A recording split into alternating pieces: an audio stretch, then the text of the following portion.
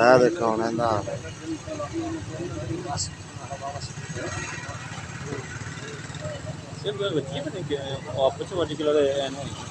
ਇਹਨਾਂ ਦਾ ਬੰਦਿਆਂ ਦਾ ਰੋਲਾ ਉਹ ਤਾਂ ਮੈਨੂੰ ਲੱਗਦਾ ਬਚ ਪਿਆ ਗਿਆ।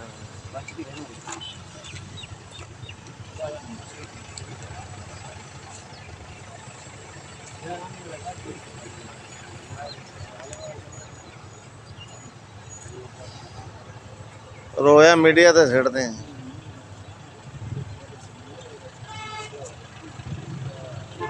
बचा हो गया पता नहीं यार।